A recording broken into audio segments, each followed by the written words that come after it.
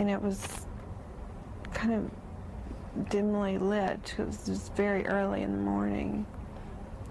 And I started to read it, and it was addressed to John. It said, Mr. Ramsey. And it said, we have your daughter.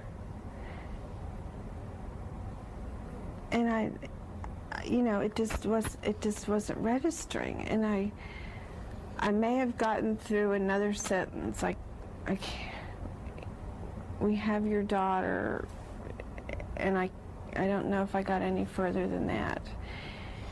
And I immediately ran back upstairs and pushed open her door, and she was not in her bed. And I screamed for John. It said, don't call the police, that type of thing. And I told Patsy, call the police immediately. And hello, Happy New Year, and welcome to True Crime Rocket Science, the most authentic voice in true crime. This is episode 22 in the ongoing series on John Benet Ramsey. On this day, 24 years ago, the Ramseys broke their silence and they went on CNN to tell their story. Now, many of us are aware of this interview. Many of us have seen a little clip here and there, but we have not seen, most of us perhaps have not seen or heard the full transcript. And I'm going to provide the full transcript of the interview in this episode. Obviously, that part I will leave for the Patreon section. I'm going to start off with a little bit of analysis of the clip that you've just heard. And it does help to watch the clip. I'm going to do you guys a favor and provide a link to the clip that was on CNN in the video. But there's also kind of extended version of it. Then I'm also going to take you through a section where you can actually see Patsy kind of slowly saying something, and John actually mouths the exact words to her as she says them, which suggests that either they were both coached to say what they were saying, or that they agreed to say certain things in this interview. I'm saying it suggests that. It's just otherwise hard to understand why John would kind of be mouthing the exact words that Patsy's saying. And there's something haunting about that. There's something haunting about that moment. Now, interestingly, in the CNN interview, there are some clips where you only see Patsy's face, so you miss that moment. But in other clips where the camera's pulled back, where you see John in the shot, you actually see him, I won't say whispering into her ear, but his sort of face is turned towards her, and he mouths these words. It's something quite kind of disturbing and strange to behold. So just in general, in this episode, we're going to be dealing with three components. We're going to be dealing with the narrative from Steve Thomas, the detective who really wanted to talk to the Ramseys and who were quite shocked by this interview. Just get a little bit of a sense of what it was like from the police perspective at this time. And it's really interesting what he's got to say. Also what his observations were of the interview. So that'll be in the YouTube portion of this. Then in the next portion will be what the interviewer actually said and observed at the time. So in terms of the CNN interviewer Brian Cabell, what he thought about the Ramseys. And what is quite interesting is, despite the amount of information in the transcripts and the video, he seems to recall hearing certain things that I haven't actually seen in the transcript. So it makes you feel that the transcript that was provided actually by CNN, which is not available now, you can go and look for it online, you won't find it, has kind of been redacted. I'm fortunate that my co-author, when I wrote the book The Craven Silence, when the full transcript was still available, made a copy and put it up as a PDF on our resources. So that's pretty cool. And then the third version is going to kind of come from the interview itself, where we're going to do a little bit of analysis just of some of the statements made, and we're going to start off with the one that Patsy's just made. And it is often the case in true crime that you miss the obvious. So something that is staring you right in the face, you just don't see. The other thing that is tricky with true crime is you sometimes make assumptions about the obvious, and those obvious things are actually, sometimes they are put there for you to run with them, if that makes sense. So in other words, sometimes when there's a cover-up or when someone's trying to mislead you or misdirect you, there's a very obvious thing that is given to you, and you've got to be very careful taking those assumptions. In terms of the Chris Watts case, it may be that when he talked about his children being blue, that was something obvious but not true. It's difficult to say.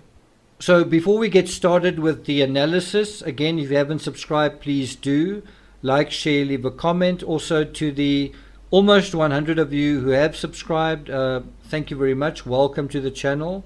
Also welcome to the almost 100 people who have signed up to Patreon. It's really good to have you guys there. And let's get started with today's episode. So you're welcome to go back to the beginning and just listen to Patsy talking about what she was saying, but she sort of starts talking about, how she kind of stumbles upon the ransom note, and how she kind of sketches the scene is that it was dimly lit, right? And if you think about it just in a basic way, okay, well, if it's dimly lit, turn the light on. If it's dimly lit and there's a note there and it's got this incredible significance, turn the light on. It's quite simple. Or pick the note up and, walk to where there's a light, or walk to where it's not so dimly lit. But think about it just in a basic way. The fact that it's dimly lit is kind of giving Patsy a reprieve that she doesn't have to read the ransom note. Because it's dimly lit, she can't really see the words, so it's okay that she doesn't read the ransom note, kind of thing. So it's almost like, remember, there's a 3-page ransom note. If you really want to argue about the details, it's 2.5 pages. And the irony is, the pageantry of the ransom note is such that even Patsy doesn't bother to read the whole thing when she's asked about it. When she's asked, okay, when you read the note, what did you think? And she's sort of like, well, it was dimly lit. I couldn't really see what it was, and I didn't really read it. There was a ransom note. I didn't really read it. The obvious part that is so easy to miss is that at no point during what she's saying does she say, I picked up the ransom note. Let's listen in. And it was kind of dimly lit. It was just very early in the morning. And I started to read it, and it was addressed to John. It said, Mr. Ramsey. And it said, we have your daughter. So besides turning a light on so that you could read the note, which was, I guess, difficult to read because it was so dimly lit, besides not turning on the light, I guess, as I say, she could have picked it up. And, if it's difficult to read, well, pick it up and take it somewhere where the lighting is better. But the other thing is, the note is addressed to John. So why not pick the note up and take it to John? And even if it wasn't addressed to John, John's with her in the house, something's happened, he has this ransom note from this foreign faction. Wouldn't you want your husband to know about it? And so instead of Patsy doing what anyone else would do, which is pick the note up and sort of go to John, and you could sort of argue maybe pick the note up and go via John Benet's room. She runs away from the note. She sort of finds the note and runs away from it. And we're going to deal in a moment with her going up the stairs and so on, but the point is she doesn't even call out. If she was so convinced that John Benet had been kidnapped in that moment, wouldn't the first thing be you would call out her name? And of course, if they did that, or also if she called out John's name, wouldn't that wake Burke up? And wouldn't Burke just simply say, what's going on? And then they would say, well, John Bonet's missing. And then he would say, whatever. When last did you see John Bonet? Did you hear any sounds in the night? Kind of thing. And it just wasn't registering. And I may have gotten through another sentence, like, we have your daughter, and I don't know if I got any further than that. So it's obvious that she did get further than that, because when the operator asked her, who wrote it, she said, it says SBTC Victory, which is on the very last page. And it is strange that Patsy kind of, if you hypothetically say that Patsy wrote the ransom note, it's quite interesting that in the scenario where Patsy now reads the note that she actually wrote, she doesn't bother really to read it. Just think about that. I mean, you write something, you contrive something, and then even in your own spiel, you don't actually bother to read what you've written. You don't read this War and Peace of ransom notes kind of thing. And the irony is that kind of nobody did. The police didn't really pay attention to it. And, Patsy says something like, or John says, the note said, don't call the police. So what did they do? They called the police. So they didn't really pay attention to the note. When the note said, we're going to call you by about 10 o'clock, when 10 o'clock passed, nobody knew that, nobody cared. Now you'd think that everyone sitting in the house waiting for the kidnapper to call, I mean, that was why they were there. That was why Linda Arendt was there. And then the time passes and there's no moment of recognition. Is kind of giving you a sense that something's going on here where the ball is in someone else's court. Does that make sense? And I immediately ran back upstairs and pushed open her door, and she was not in her bed. So as I mentioned earlier, Patsy, when she registers, in her words, she registers that John Bonet's gone. She doesn't call out to John Bonet. In fact, even when she opens John Bonet's door, she doesn't say anything. And John Bonet's bedroom's not like this sort of, like, there's the bed and that is it, like this sort of simple room. There are two beds. There's also kind of an ensuite bathroom. And the rest of the house is a labyrinth. So why wouldn't you call out to her? And the other thing is, you could have then said, okay, well, if John Bonet's not sleeping in her bed, there are quite a few other beds in the house, and because she was a regular bedwetter and she regularly changed beds, maybe first check the other beds. And this is the other part that I think, if you're a student of the Ramsey case, if you're kind of a scholar of it, you've got to have a strange sense about this. You've got to start to sort of feel like this doesn't really add up. Meaning, Patsy knew John Bonet was bedwetting, so but I mean, obviously a lot of other people didn't at that time, and perhaps the interviewer talking to her wasn't aware of it or wasn't sure of it. So if Patsy said something like, we went up to John Bonet's bedroom, and when she wasn't there, we knew that she had to be missing. Why? Well, because if she wasn't in her bed, that would mean she was missing. But we know that that's actually not like that John Bonet could have been in another bed. And so in order to exclude the fact that she wasn't just walking around or sleeping somewhere else or whatever, first go and check those beds. And so there's a mismatch here between Patsy saying it wasn't registering and the instant registering that this has happened. And bear in mind, when she calls 911, she's absolutely adamant that it's like, we have a kidnapping. So you kind of have this absolutely assertive sense that John Bonet was kidnapped. And yet in this interview, there's actually a moment where the interviewer says something like, you know what, it doesn't actually look like this was a kidnapping, does it? And Patsy says something like, what does she say? Doesn't look like a kidnapping to me. And John kind of gives her a dark look, if I can put it that way.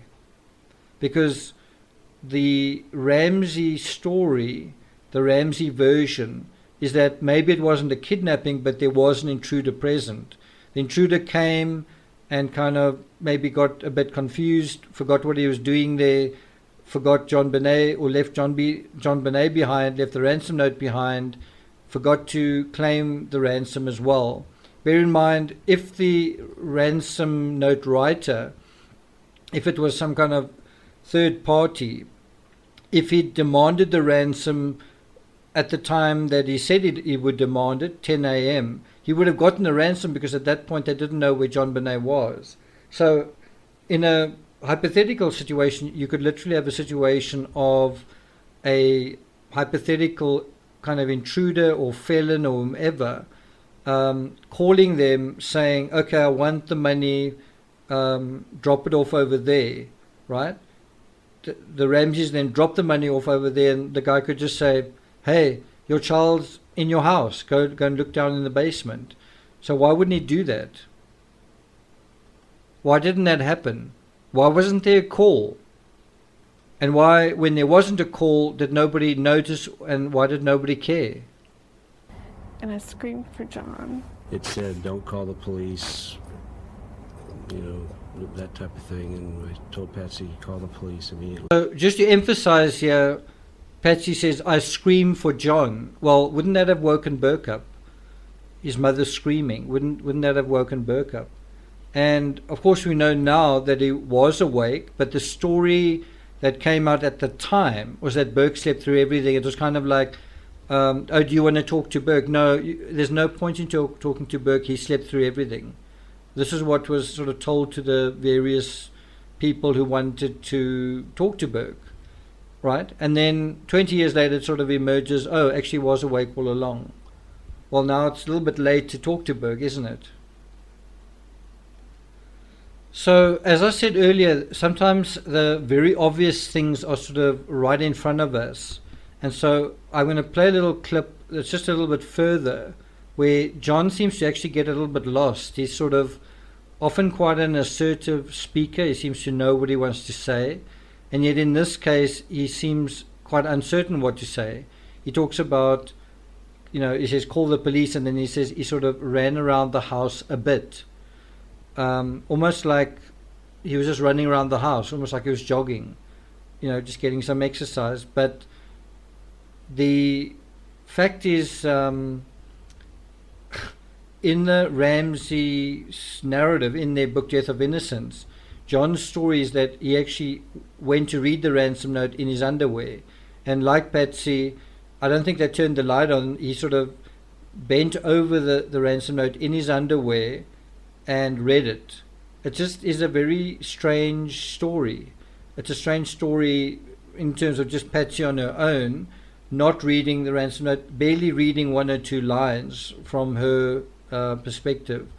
And then with John as well, it's sort of like, well, you know, he's not really the note's directed to him, and he doesn't like say, well, where's the note, can I read it? And then you would sort of then say, well, when you read the note, what did you think about it? What did you think about all these references to your, you know, use your southern common sense and the $118,000 and all that kind of thing? You know, you'd think that would be uppermost in his mind, that these things would sort of trigger and feature in his mind, and want to say in a interview like this what's going on. You know, you would want to emphasize, this is what I think this is about. And yet it seems more about them saying what they did that is supposed to exonerate them, that's supposed to be appropriate and reasonable. The thing I want you to look out for in this next clip of John Ramsey talking is him saying something about where John Bonet occasionally sleeps, and that's besides in her own room. Okay. You know, that type of thing. And I told Patsy, call the police immediately. And I think I ran through the house a bit. We went to check our son to Checked our see. son's room. He was. Sometimes she sleeps in there. And we just were. We were just frantic, and I dialed the police. So Patsy kind of breaks in there, kind of saving John in a way. But obviously the point to emphasize there is John saying sometimes she sleeps in there, meaning sometimes John Bonet sleeps in Burke's room, right? And this is really crucial information because the crime scene, the effective ground zero of the crime scene, is kind of seen as John Benet's room, John Benet's bedroom, and the basement, the wine cellar area and the broken window area. And you kind of got to wonder, wasn't it actually somewhere else? And as I've mentioned previously, there is this weirdness about John actually making Burke's bed, right? And isn't that strange? Isn't that a strange thing to do? And it's something he doesn't acknowledge in his own interviews. It's something that Patsy said that he did. Something that she said that he did to the police. Speaking of the police, we are now going to deal with Detective Steve Thomas's account, but we're going to deal with that on Patreon along with what the CNN interviewers' impressions were of this interview. Thank you for listening. Again, have a happy best wishes for a wonderful new year. If you want to join Patreon, it's $2 and it's patreon.com/TCRS. Thank you for listening.